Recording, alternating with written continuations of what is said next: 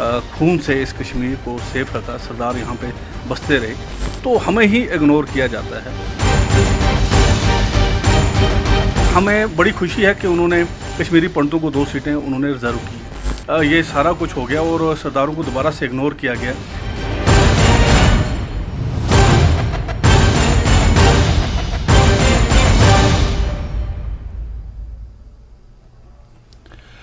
नमस्कार, स्वागत है आपका न्यूज 18 JKLH पे। मैं हूं आपके साथ अबू हुरैरा और आप देख रहे हैं JKLH prime time. Jammu Kashmir में पीओके विस्थापितों और कश्मीरी पंडितों को विधानसभा यानी असेंबली में रिजर्वेशन के ऐलान के बाद अब जम्मू कश्मीर का सिख समुदाय भी असेंबली में अपने लिए सीट आरक्षण की मांग कर रहा है। सिख संगठनों की मांग है कि आबादी के लिहाज से जम्मू कश्मीर में सिख समुदाय के लिए विधानसभा में 2 सीटें आरक्षित की जाए। सिख समुदाय का मानना है कि कश्मीर के गांव से लेकर जम्मू संभाग के हर जिले में सिख समुदाय बसता है। अगर असेंबली में विधानसभा में चुनकर सिख प्रतिनिधि आएंगे और उनके लिए सीट नॉमिनेट होंगी तो वो सही तरीके से अपने समुदाय की समस्याओं को उजागर कर सकते हैं। जम्मू कश्मीर में सिख समुदाय को हमेशा ही नजरअंदाज किया जाता रहा है। जम्मू कश्मीर में पूर्व की सरकारों ने भी सिख समुदाय की मांगों को पूरा नहीं किया है और एक बार फिर जब जम्मू कश्मीर में कश्मीरी पंडितों और पीओके विस्थापितों को असेंबली में सीट आरक्षण की बात की जा रही है तो ऐसे में जम्मू कश्मीर का सिख जो समुदाय है वो अपने आप को ठगा हुआ महसूस कर रहा है। आज इसी पर हम JKLH प्राइम टाइम में चर्चा करेंगे। जिन्होंने अपने खून से इस कश्मीर को सेफ रखा, सरदार यहाँ पे बसते रहे, तो हमें ही इग्नोर किया जाता है। हमें बड़ी खुशी है कि उन्होंने कश्मीरी पंडितों को 2 सीटें उन्होंने रिजर्व की। ये सारा कुछ हो गया और सरदारों को दोबारा से इग्नोर किया गया।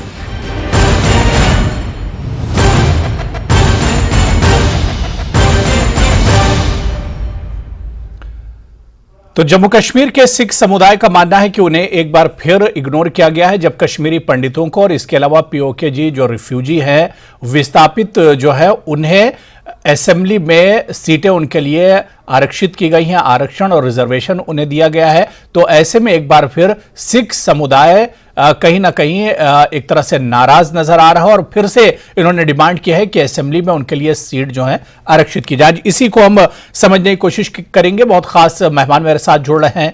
बहुत जल्दी अपने मेहमानों का आपसे तारुफ और इंट्रोडक्शन भी करा देता हूं। मेरे साथ अजय भारती जी हैं जो कि एक्स MLC हैं, बीजेपी के स्पोक्सपर्सन भी हैं। RS चिप साहब हैं, फॉर्मर मिनिस्टर हैं और जनरल सेक्रेटरी हैं DPAP से। सैयद बशारत बुखारी साहब भी मेरे साथ जुड़े हुए हैं, एक्स लॉ मिनिस्टर हैं, वो भी इस चर्चा में जुड़े हुए। और कुछ देर में हमारे साथ बलदेव सिंह रैना भी जुड़ेंगे जो कि चेयरमैन है United Kashmiri Sikh progressive forum के, वो भी हमारे साथ इस चर्चा में जुड़ेंगे। सभी मेहमानों का बहुत इस्तकबाल है, बहुत स्वागत। मैं सबसे पहले सैयद बशारत बुखारी जी आपसे ही शुरुआत करना चाहूंगा। बशारत बुखारी जी, एक ऐसा वक्त जब केंद्र सरकार ने कहा है कि जम्मू कश्मीर के असेंबली में पीओके जो रिफ्यूजी हैं, विस्थापित जो है, उनकी सीट नॉमिनेट की जाएगी और उन्हें रिजर्वेशन असेंबली में दिया जाएगा। जम्मू कश्मीर कश्मीरी जो पंडित हैं उनके लिए 2 सीटें रिजर्व की जाएंगी। तो अब इस बीच जम्मू कश्मीर का जो सिख समुदाय है, सिख कम्युनिटी है, उसने नाराजगी जाहिर की। उसने कहा कि हमारा भी तो ख्याल रखा जाए, हमने भी जम्मू कश्मीर के लिए शुरू से हम जम्मू कश्मीर में रहे और हमारी भी अच्छी खासी आबादी है, हमें इग्नोर क्यों किया जाता है बार बार?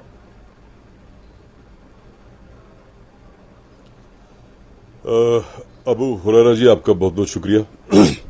सबसे पहले बड़ी बात यह है कि अगर ये करना भी था, इसका एक और तरीका भी हो सकता था जी। वो ये कि पहले सबसे बड़ी बात है, चाहे कश्मीरी पंडित, मुझे पहले आई एम नॉट श्योर कि ये सिर्फ कश्मीरी पंडित्स के लिए 2 सीटें हैं कि कश्मीरी माइग्रेंट्स के लिए हैं। I don't know about that, you must be knowing better than me कि ये कश्मीरी पंडित बरादरी के लिए है कि कश्मीरी माइग्रेंट्स के लिए है। वो भी एक सवाल है, आगे आएगा। और इसमें यह है कि ये सारे लोग जो हैं ये सब वोटर हैं यहाँ के, यानी ये वोट डालते हैं जी।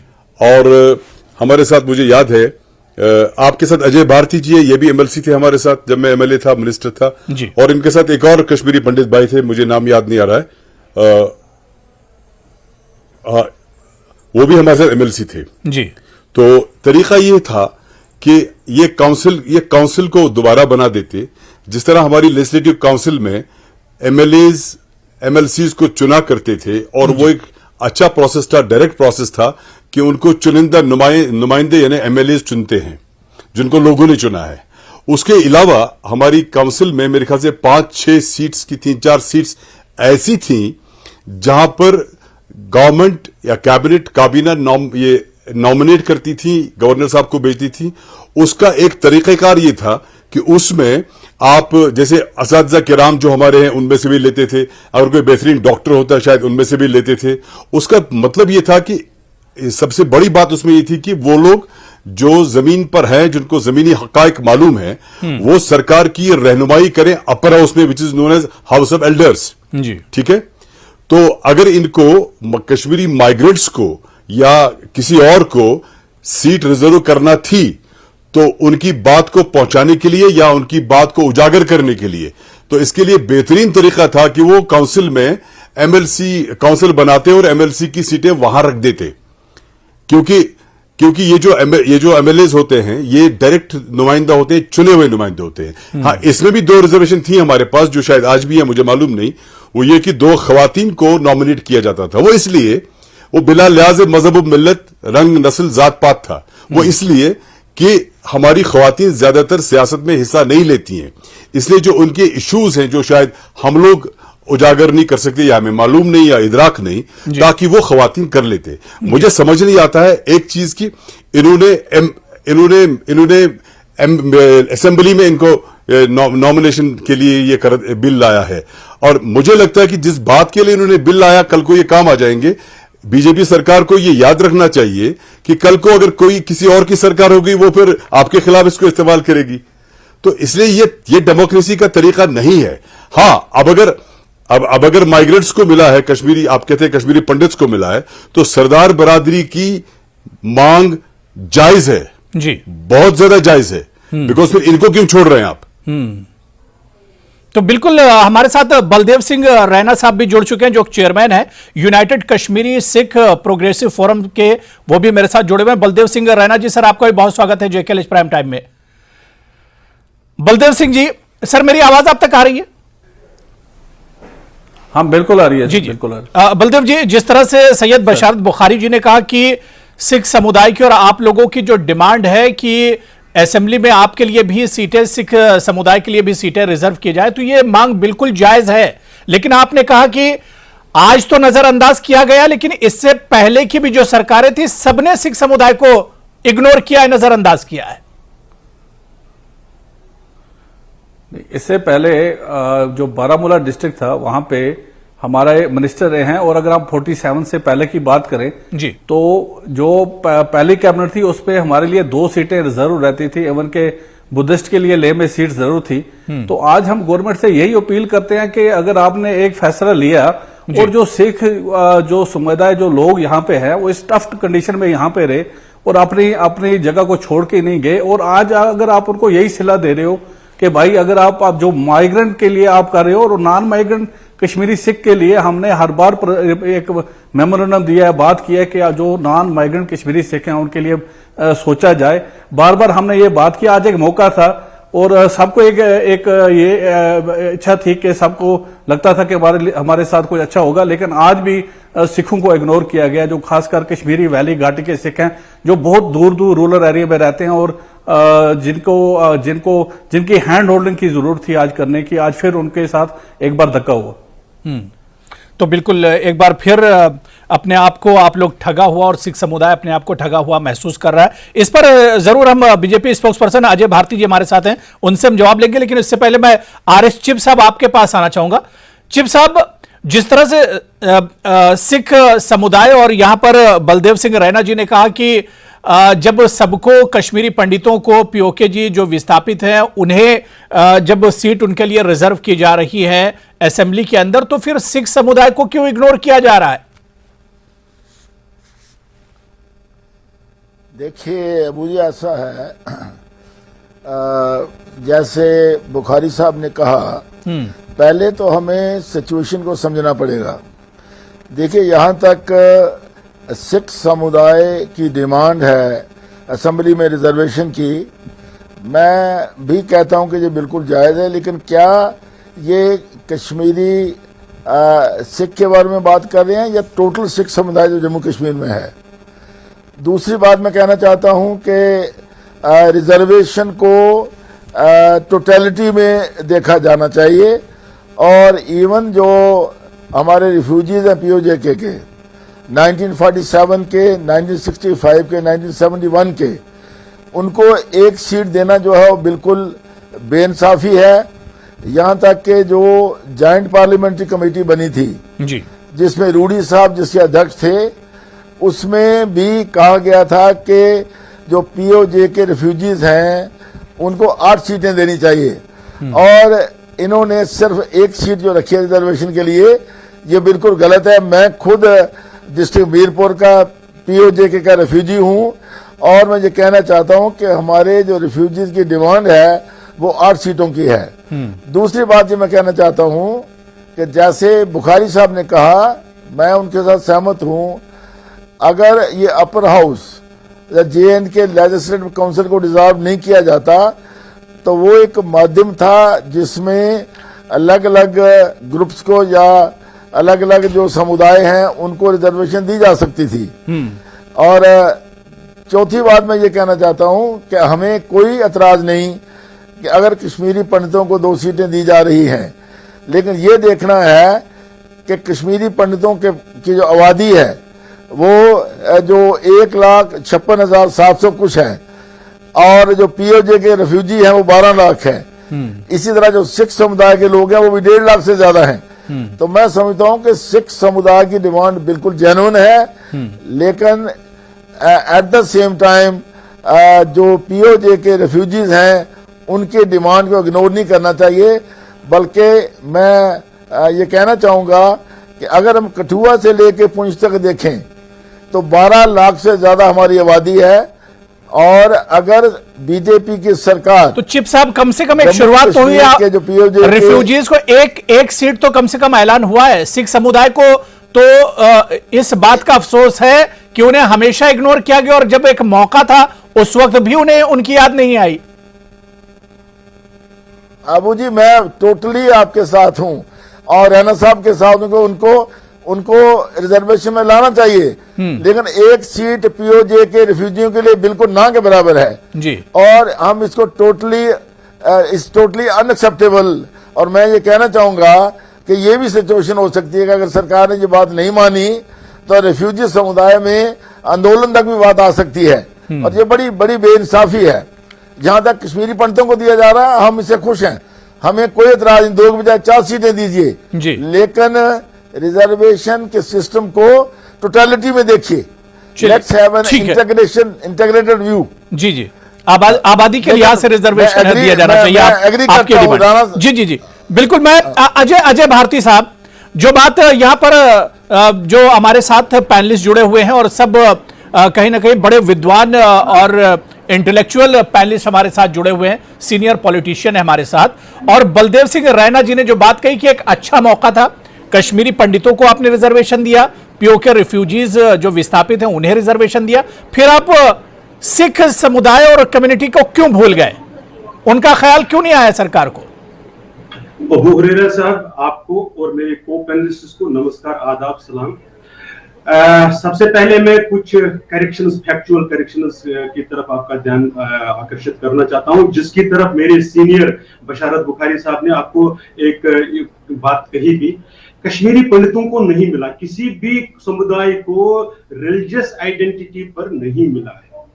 जो रिजर्वेशंस की बात, नॉमिनेशन की बात आई है, ये आई है कश्मीरी माइग्रेंट्स के बारे में। मैं आपको अगर याद दिला दूं, जैसे प्राइम मिनिस्टर्स पैकेज जब यहां पर चला, जिसमें एम्प्लॉयमेंट की बात चली, उसमें कश्मीरी मुस्लिम माइग्रेंट भी, कश्मीरी सिख माइग्रेंट भी और कश्मीरी हिंदू माइग्रेंट भी, तीनों प्रकार के लोग एम्प्लॉय हुए हैं, और तीनों प्रकार के लोगों को वहां पर इवन ट्रांजिट अकोमोडेशन मिली है। इसलिए पहले ये कहना कि ये कश्मीरी पंडित समुदाय को मिला है, ये फैक्चुअली इनकरेक्ट है। ये एक बात। दूसरी बात ये कि ये जो इशू है इसमें कई चीजें मिल रही है। जहां तक पीओजेके से आए हुए लोगों की बात है, जो हमारे दूसरे सीनियर हमारे चिब साहब ने बात करी, जो डिमांड थी या जो पार्लियामेंट्री पैनल ने रिकमेंडेशंस की थी, वो थी डीफ्रीजिंग ऑफ 8 सीट्स, 1/3 ऑफ जो 24 सीट्स आप पीओजेके एरिया के लिए रिजर्व रखे हुए हैं, जो अभी तक उस पर चुनाव नहीं कर पा रहे हैं क्योंकि वो इलाका हमारे पास नहीं है। उसमें जहां तक मेरी जानकारी है, subject to correction of course, उसमें डिप्लोमेटिक और सिक्योरिटी एस्टेब्लिशमेंट का ऑब्जेक्शन था कि ये हमारे लिए कानूनन, कॉन्स्टिट्यूशनली और अदरवाइज डिप्लोमेटिकली भी शायद ठीक नहीं होगा, इसलिए वो डीफ्रीजिंग नहीं हुआ। अल्टरनेटिव के तौर पर इस असेंबली में जो भी असेंबली यहां पर गठित होगी, जब भी चुनाव होंगे, तो जो unrepresented sections of the society है उनकी वॉइस असेंबली में रहे। बुखारी साहब ने बिल्कुल सही बात कही कि हमारे यहाँ पर एक प्रावधान है, एक मेजर है कि अगर एलजी साहब को आज की डेट में, नहीं तो पहले गवर्नर साहब को यह लगता था कि हमारे यहाँ पर जो महिला आबादी है, अगर जो 50% आबादी लगभग हमारी होती है, अगर वो अंडर रिप्रेजेंटेड होती है तो वो 2 लोगों को नॉमिनेट करते थे। उसी तर्ज पर यह किया गया कि जो sections of the society under represented या अनरिप्रेजेंटेड रहते हैं, आपको ध्यान में रहना चाहिए कि जो ये माइनॉरिटीज, खासकर कश्मीर घाटी में, जब यहाँ पर पहली असेंबली बनी, जो कॉन्स्टिट्यूएंट असेंबली भी थी और लेजिस्लेटिव असेंबली भी थी 1951 में, उसमें कश्मीर में माइनॉरिटी कम्युनिटीज के लगभग 4 लोग इलेक्ट होकर आए थे। लेकिन धीरे धीरे करके ऐसा डेमोक्रेटिक सेटअप बना कि वो नंबर 2009 और 2014 में 0 तक आ गया। तो इसलिए शायद ये समझा गया क्योंकि दोनों समुदायों की। नहीं तो अजय भारती जी सीधे सीधे अल्फाज में क्या कहना चाह रहे हैं कि सिख समुदाय को रिजर्वेशन नहीं मिलना चाहिए, यही बात आप कहना चाह रहे हैं? नहीं कह रहा हूं, नहीं, सीधे अल्फाज में आप कहिए ना, सीधी बात आप कहिए ना। नहीं प्लीज मुझे पूरा करने दीजिए। मैं ये कह रहा हूं कि अगर रिलीजियस बेसिस पर आप करते हैं कम्युनिकेशन, तो कश्मीरी पंडितों को भी मिले, कश्मीरी सिख को भी मिले, अगर फिर और कोई भी सेक्शन आता है जिसमें से और भी कोई सेक्शन होता है, उनको भी मिलना चाहिए। अगर आप रिलीजन चिप साहब आ रहा हूं, लेकिन जहां तक मेरी जानकारी है, जो इसमें आया है वो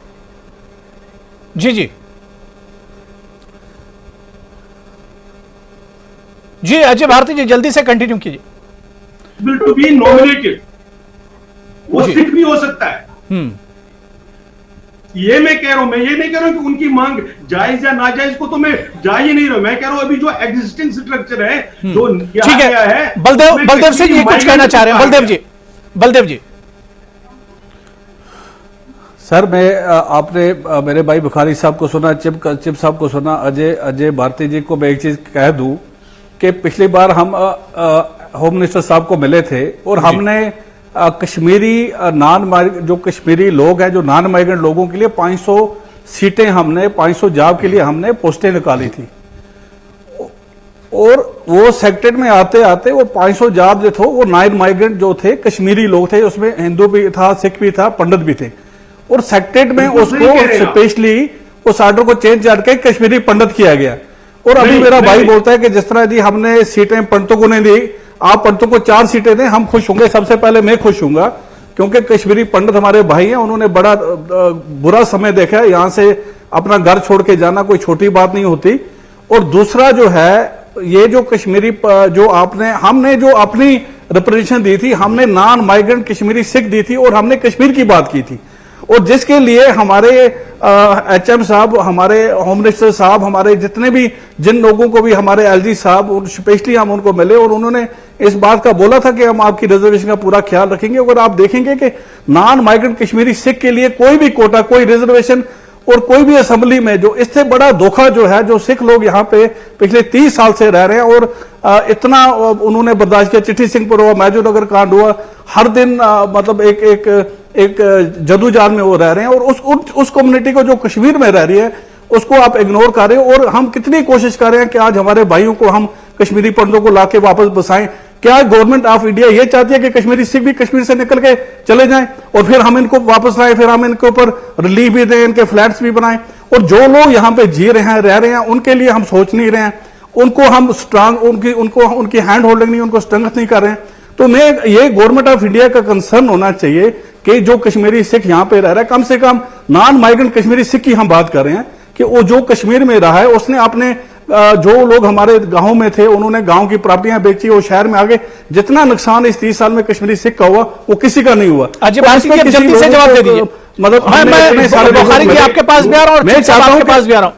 अजय भारती जल्दी से जवाब दे दीजिए। ये नॉन माइग्रेंट तो ये जरूरी है जो अगर आज आपने मेरी लास्ट बात मैं आपको बोलूंगा कि अगर आज गवर्नमेंट ऑफ इंडिया ने कश्मीरी सिख का नहीं सोचा, अगले 5 साल में आप कश्मीरी सिख को कश्मीर में नहीं देखोगे। ये मैं आपको खुलेआम बोलता हूं। और ये आप हर साल का डाटा निकालिए, हर साल 8 से 10 हजार बंदा यहां से माइग्रेंट हो रहा है। अबू हुरैरा साहब, मैं यही कह रहा हूं कि देखिए रिलीजियस बेसिस पर अभी तक नहीं हुआ है। अगर होना है उस पर डिबेट होकर चले, मुझे कोई हर्ज नहीं। लेकिन इन्होंने जो बलदेव जी ने एक बिल्कुल सर मैं कह रहा हूं कि नॉन माइग्रेंट कश्मीरी सिख भी मान लिखिए, नॉन माइग्रेंट कम्युनिटीज तो कर दीजिए। नॉन माइग्रेंट कम्युनिटीज जो है यहाँ पे उनके लिए 2 सीटें रख दीजिए। मेरी बात की पूरी सुन लीजिए। मैं कह रहा हूं कि जिसमें आपने माइग्रेंट का किया उसमें नॉन माइग्रेंट का भी कर लीजिए, सारा मसला हल हो जाएगा।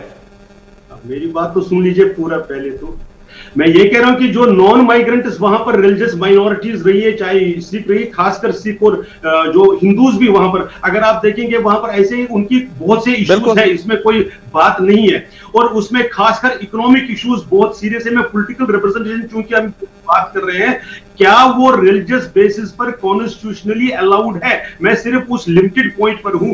अगर वो परमिट होता है और अगर सारी पार्टी मिलकर तय कर देती है कि हाँ रिलीजियस बेसिस पर हमें कश्मीर में रिलीजियस माइनॉरिटीज को रिप्रेजेंटेशन देना चाहिए, भारतीय जनता पार्टी को भी कोई ऑब्जेक्शन नहीं होगा।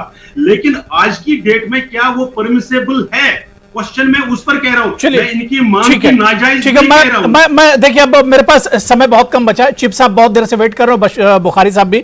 मैं आरएस चिप साहब आपके पास आना चाहूंगा। जो बात यहां बलदेव सिंह जी ने कही कि पिछले 30-35 साल से जो सिख समुदाय है वो परेशानियां झेल रहा है क्योंकि असेंबली में, विधानसभा में उनकी कोई आवाज उठाने वाला नहीं है।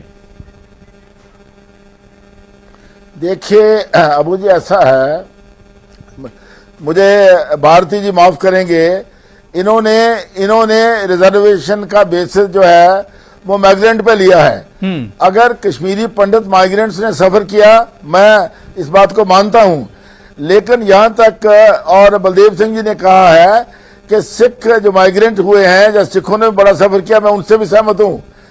लेकिन पीओजे के रिफ्यूजी जो 12 लाख हैं वो भी माइग्रेंट्स हैं और उनको क्या मिला? मैं पूछना चाहता हूं, पिछले 70 साल से जो पीओजे के रिफ्यूजी थे 47, 65, 71 के, उनको तो सरकार ने कुछ नहीं दिया। और अगर माइग्रेंट का भी बेसिस लिया जाए तो मैं समझता हूं कि सिख समुदाय की डिमांड भी जेन्युइन है और पीओजे के रिफ्यूजी को एक सीट देना जो बिल्कुल नाइंसाफी है और एक सीट को छोड़ करके पीओजे के रिफ्यूजी की सीटें बढ़ानी चाहिए और उनको रिजर्वेशन मिलनी चाहिए।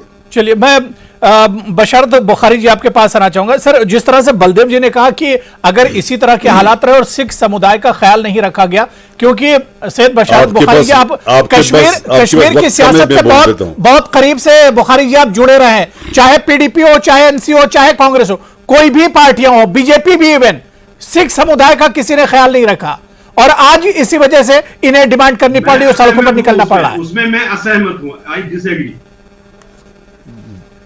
नहीं, क्या ख्याल रखा भारती जी? सिख समुदाय का क्या ख्याल रखा है? अभी हमारे सीनियर बुखारी साहब को आपने बताया है, मैं बता दूंगा अगर समय होगा तो। ठीक है जी, बशारत जी। अबू हुरैरा साहब, रिजर्वेशन के खिलाफ कोई नहीं हो सकता है, तरीकेकार के खिलाफ है जी।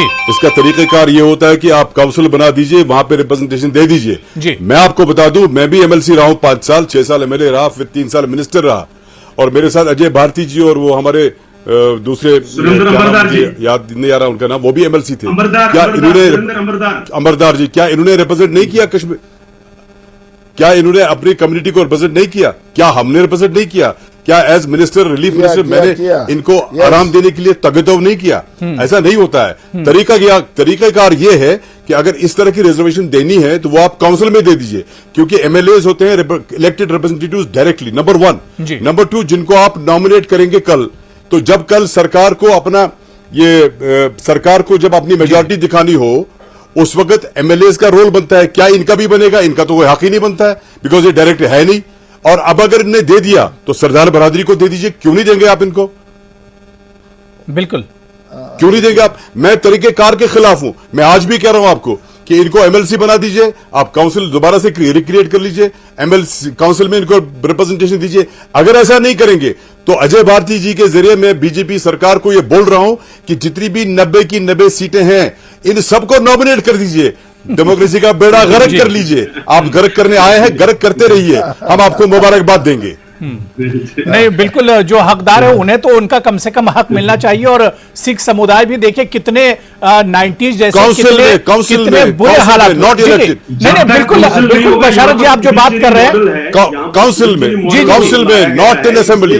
कश्मीर में मिलिटेंसी और दहशतगर्दी के कितने बुरे दौर आए, लेकिन सिख समुदाय ने कश्मीर नहीं छोड़ा और बुरे हालात में भी सिख समुदाय कश्मीर में रहा। और ऐसे में अब जब वो मांग कर रहा है तो उसकी मांगों को एक तरह से उस पर नजर अब जानी चाहिए, सरकार को सोचना चाहिए, गौर फिक्र करना चाहिए। बड़ी अच्छी बातचीत चल रही थी, लेकिन वक्त की मेरे पास कमी है। बहुत बहुत शुक्रिया सैयद बशारत बुखारी जी मेरे साथ जुड़ने के लिए, आरएस चिप साहब, अजय भारती जी और बलदेव सिंह रैना जी, सभी का बहुत बहुत शुक्रिया चर्चा में जुड़ने के लिए। नमस्कार।